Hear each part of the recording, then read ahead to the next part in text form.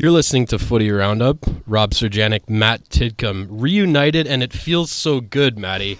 It's been quite a long time since we've had a show. I've definitely missed it. I mean, it's not quite as exciting as Michael Jordan's comeback to the NBA, but it's up there. it's getting close to that kind of territory for comebacks. Getting right into it, Matty. TFC, another offseason, another overhaul, another complete change of system. Roster. I think maybe one of the only things not being overhauled already is Greg Vanney's still in this position. Head coach for now. Head coach right now. Yeah, we'll see how long that lasts.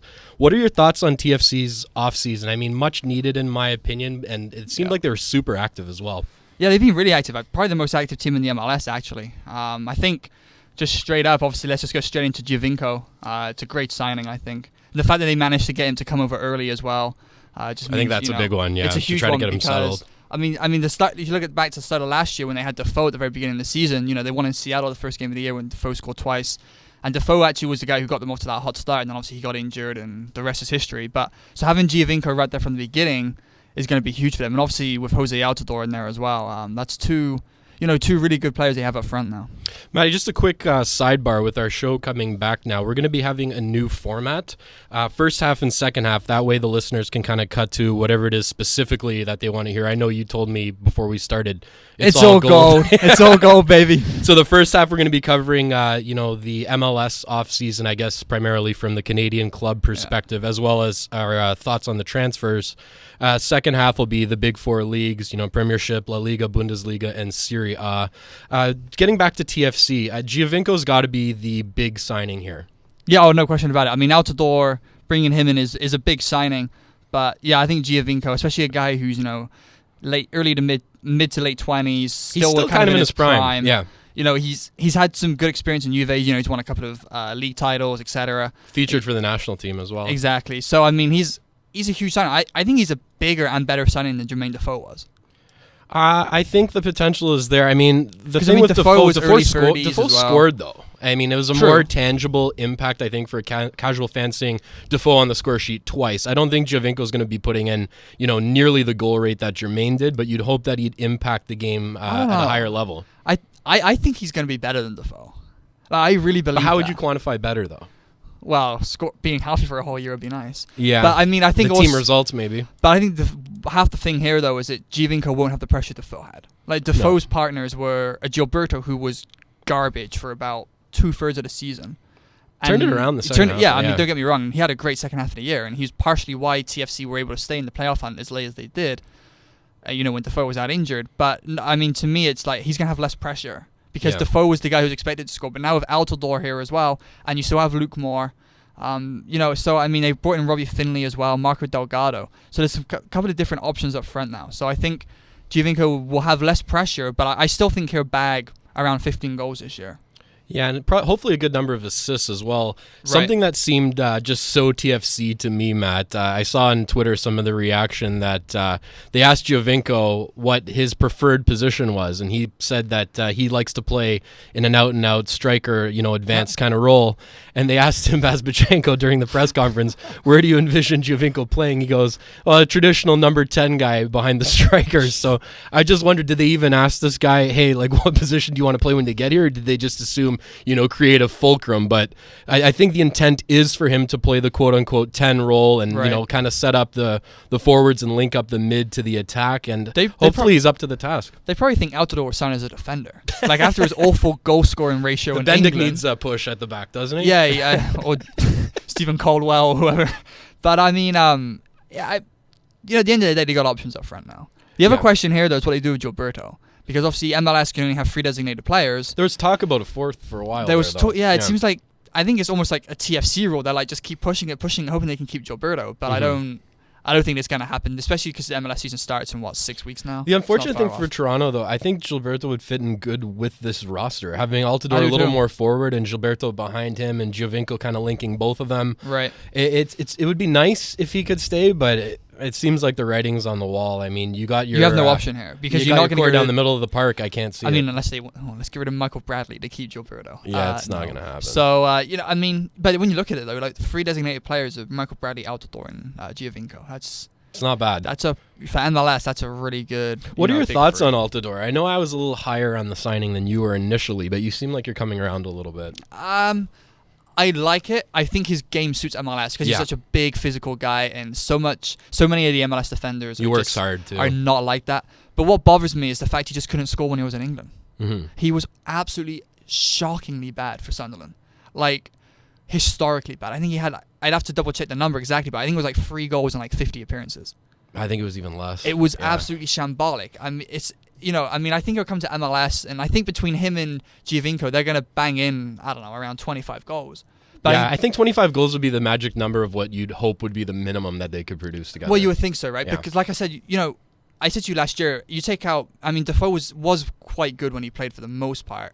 And Michael Bradley was exceptional. But I said to you last year, and I'm adamant, that Luke Moore was their best player last year. So they still have Luke Moore. And I think they signed him to a new deal. So, I mean, he's going to be kicking around for a while. There's no reason he's not going to be able to score goals. And like I said earlier, they brought in a couple of guys. They got Marco Delgado from Chivas in the dispersal draft, because obviously Chivas USA are out of the league now. And they got Robbie Finley as well in the re-entry draft. And Eric Zavaleta, some guy from Seattle they got on a trade. I'll be honest, I don't know about you. I don't know much about this kid. All I know is he's pretty young, as is Delgado. But it's opportunity for these guys. I mean, they're not going to be short on striking options. The one I'm watching is Damien Perquis from Real Betis. Played a little bit for Poland, hoping that he can solidify the back. Sorry with that joker, Stephen Caldwell, just to go back in the archives. In case you'd forgot him. Yeah. I think potentially for the first time in a while, though, Matt, if ever, even you could argue, that Toronto FC's defense should be fairly solid. I also like Brendan Morrow as well. And they also re-signed Mark Bloom, who had a pretty good year last year. Yeah. I really like this Hagelin's still around, too, I think. He wasn't bad. Is it, how do you say it, Perquis? Perquis, I think. Perquis, yeah, I mean, whatever it is. It seemed French to me when I saw the name. I looked at, actually, now you say he's French, I looked at his Wikipedia page for what that's worth last night, and he was born in France, but he's Polish. So see, I told you I know my names. Yeah, so, don't ever doubt Rob. I think it's a good signing, because, I mean, he's a guy who's played...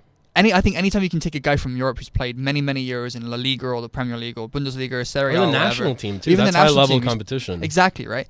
And he's not an old guy either. So it's good to see that TFC are actually bringing in guys like, we talked about Bradley last year in his prime. You got Giovinco in his prime. You got Altidore in his prime. You got this Perquis guy in his prime now. You got guys who are not coming when they're 35, like Beckham or Nestor or Robbie Keane, these kind of guys. The other good signing as well is the fact they signed Benoit Cheyrou from Marseille. He's a free agent. He's spent the last 7, 8 years in the French league. He's a really, really good signing, I think. It's he's a kind of midfield forward guy. So just another option. I think he's going to be a really good signing, kind of guy you might not start very often, but come off the bench and produce a little bit of a spark for the team. And by the way, to confirm, it is 3 goals in 50 games for Altidore in England. 2 Premier League goals. Just as bad as it sounded the first time. Oh, shocking! Actually, 1 Premier League goal. Yeah, in I thought 40 it was games. 1. That's the stat I remember. That's not good, dude. By the way, Defoe scored a couple of times already for Sunderland. Just an FYI. Not entirely surprised. So when you look at TFC's roster makeup right now, there may still be, a couple of probably minor changes along the way. I can't imagine something drastic at this point, save for Gilberto leaving. Right. I see 2 weaknesses on this team, Matt. Who's going to play wing? There's no width that I can see. Can Cheyrou play wing? Well, theoretically, they need someone wide. Right? Yeah. But the big thing is, like you say about the wing, Dominic Aduro got traded to Montreal. So he's gone. Yeah. I didn't really rate Aduro, but he had pace at least. And Kyle Becker got traded to Dallas. Mm-hmm. So, I mean, you're kind of down a few guys there. You still got Azurio, of course. Jackson, your favorite? Oh, jeez. It's funny, though. Every time I go to a game, he scores. It's incredible. I think the 3 TFC games last year, I think he scored in 2 of them. It's just phenomenal. The guy finds a way to score when I go to see him. Wing concerns me, and the other spot that concerns me Warner is I'm not thrilled about the depth at forward. I do think Moore is good, like you said. I feel like they could use... one more impact piece up front to just kind of round out the roster. Defensively, I think they're rock solid. Down the middle of the park in midfield, I think easily it's probably the best Toronto FC's had since they've been in the league. This is the best roster by a mile. There's no. So you going on record saying playoffs right now? I'll be ballsy. I'll go playoffs. I just can't. There's too much buyer beware. I do think there's more... fluidity to this roster. I think it's a little bit more solid top to bottom with some of the pieces they brought in. I like, as you mentioned, that guys like Giovinco and Altidore hopefully, fingers crossed, A, remain healthy, B, remain with the team in the long term, because I think having a team together and united longer and more in their prime is really beneficial. So I think the roster, top to bottom, is better. I just do not trust this team to make the playoffs until I see it. They should be better. But I mean, I can't blame you for that. I mean, I don't think anyone should in Six Classic. And obviously this year as well, we got the new stadium. Well, not the new stadium, but the expansion to the stadium as well going up. There's a lot of expectation. You know, they've invested a lot. I mean, they're playing Giovinco, the highest paid player in the league now. Mm-hmm. I mean, there's a lot of money they're investing. Obviously, the money they spent on Altidore. You know, they're going all in. And I mean, in my opinion, I mean, I got to be honest, I got to look at probably some of the other MLS rosters a little more in depth. But this is, you know, on paper, it's one of the better rosters out there. Just like there's a lot of different talent, a lot of different, you know, ways they can get goals. Yeah. Like you said, they can defend well in the looks of things. They got a lot of options in midfield. So I mean, at the end of the day, I don't think that any expectation but playoffs, because it can be expected this year. I mean, saying it's put up or shut up time at this point is almost beyond cliche, because that's been said now for the last probably 3 or 4 seasons for sure. Right. I mean, for sure last season. I mean, how much pressure do you think is on this team compared to last year? In some ways, I actually feel less, because they didn't market it that same aggressive, bloody big deal campaign. And I think there's a lot of, you know, residual frustration and just not trusting by the TFC fan base of, you know, there's just blind faith anymore. Like, let's see some results and then we'll really get on the train here. I think there's a little less pressure on this roster. Yeah, I would say so, because like you said, he didn't market it the same way. Like, if they had the bloody big deal 2.0 Redux times 2, like, if they did something stupid like that, they would just shoot themselves in the foot. Like, so like you say, I don't think the pressure is there. But that might help them in a way. It might do, but I think the players know, though. They know that this is one of the biggest markets in the league. They've never made the playoffs. Quite frankly, they just, for all intents and purposes, pretty much suck most years. Yeah. Last year was their best chance to make the playoffs. They had it going. Remember, like on the show, we were talking like middle of the season. Like I was at like 95%. You were a little less, at like 80%. They're gonna make the playoffs for us. I was so adamant. I've just been in Toronto longer. I know you've been. That's exactly it. I was so sure they were gonna make the playoffs, and it just, you know, they found a way to blow it again, right? But like you say, I think this year the pressure is less. But at the end of the day, the roster is a little bit better. The roster is better top to bottom in terms of depth. I think. I'll be honest. I think they're good enough to make the playoffs this year. Give me a percentage on the playoffs right now. Oh, my goodness. You're killing me already. Well, like you say, I don't want to go all in because, you know, you think it's 75? Yet.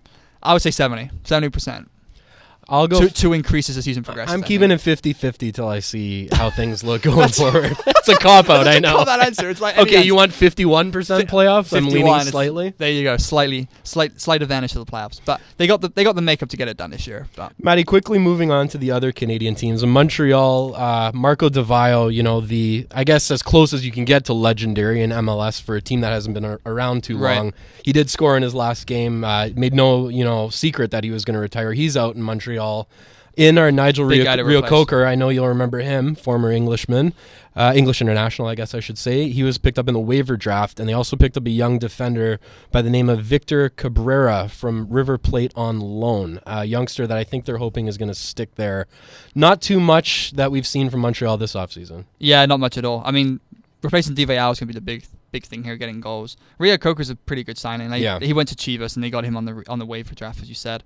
I think he was first pick actually because Montreal finished last. I'm pretty sure he went first overall in that waiver draft. So yeah, I don't know. I mean, I think Montreal next year are going to be similar to what they were this year. Yeah, I think maybe a little bit better. Probably better, but I mean in terms of not playoff. That's what I mean in terms of like playing the young guys, trying to make that work. But I wouldn't expect anything much more. I mean, quickly back to Di Vaio though, he led them to the playoffs. So I mean, you know, that's a pretty good. It's already more than what CFC have ever done. So you know, I think he was a very good player for them for a while. When they went to the playoffs, was that not when they had Nesta and Ferrari in the middle? I think it was. In the back, yeah. Yeah, so that would help a little bit too. Just having Alessandro Nesta is always a good thing. So maybe a slight improvement by Montreal just for keeping the same young core, but not playoff caliber. No. What about Vancouver? They had a nice season, almost proved my upset pick in the playoffs right. They actually just dropped it right at the death there, I believe, against Dallas, I think it was, right? Yeah.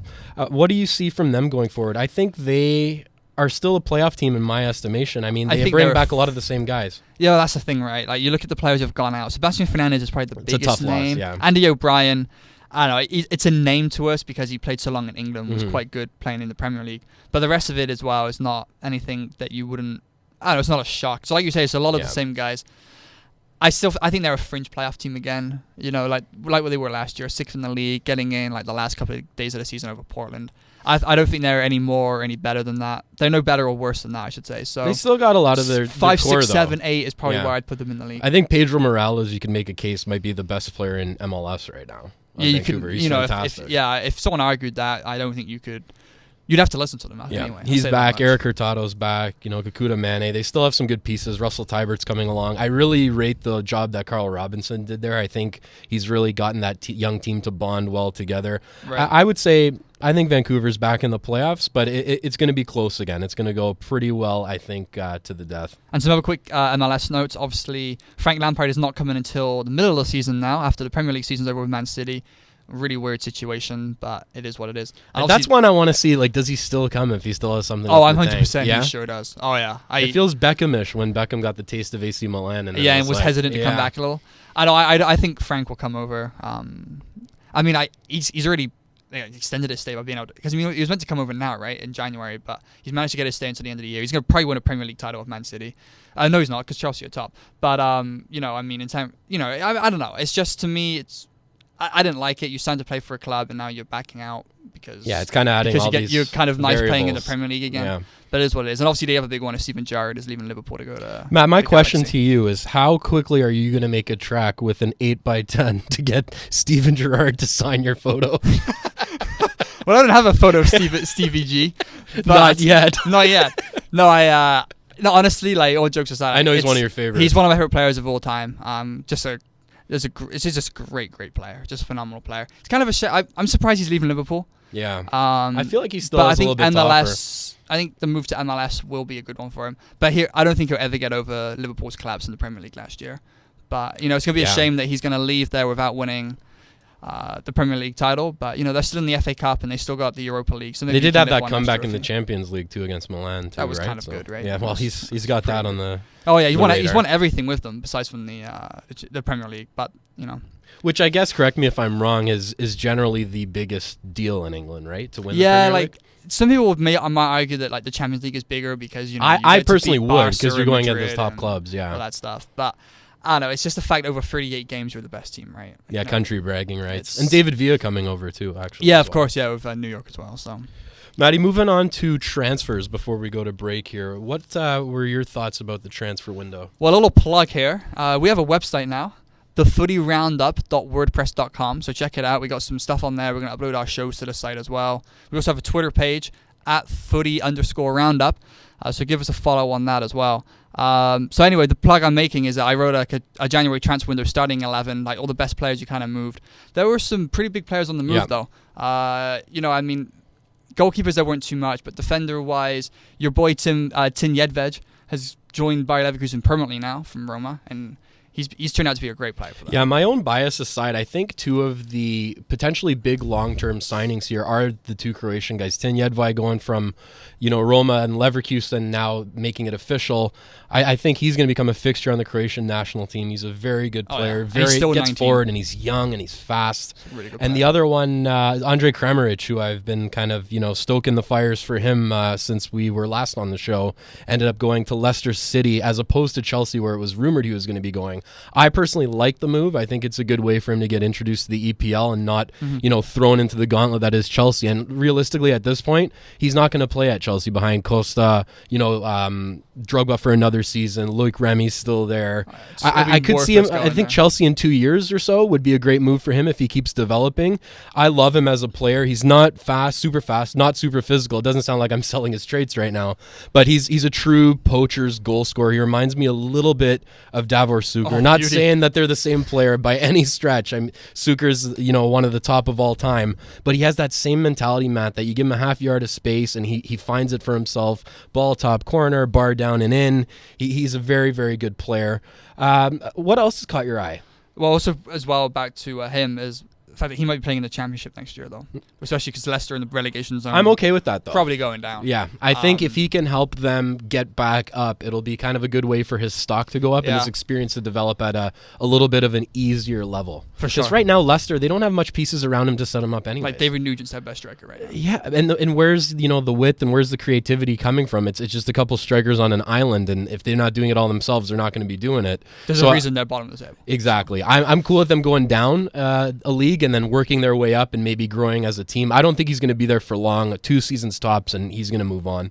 Other players that you mentioned, Xherdan Shaqiri finally left Bayern Munich and is getting regular playing time with Inter. He's already been great for them. Sounds ridiculous. Finally left Bayern Munich. I know, it's weird though, but like the guy just sits on the bench because Bayern are just so deep, right? Juan Corrado going from Fiorentina to Chelsea. Schürrle too. And then Chelsea to Wolfsburg. That deal, the Cuadrado deal, hung on Schürrle leaving. It was kind of... I don't know what the deal was there with Schürrle. He didn't seem fully happy at Chelsea. I don't think it was like Kevin De Bruyne, right? Yeah. When he left Chelsea to go to Wolfsburg last year now? Similar situation. Wasn't always happy. Wasn't playing all the time.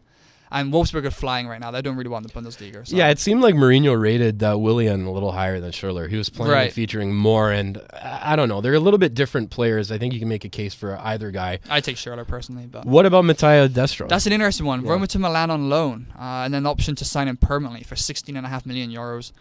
How do you feel about him leaving Roma? I know I think it's okay. Club, yeah. I think it's okay because Roma have brought in Seydou Doumbia.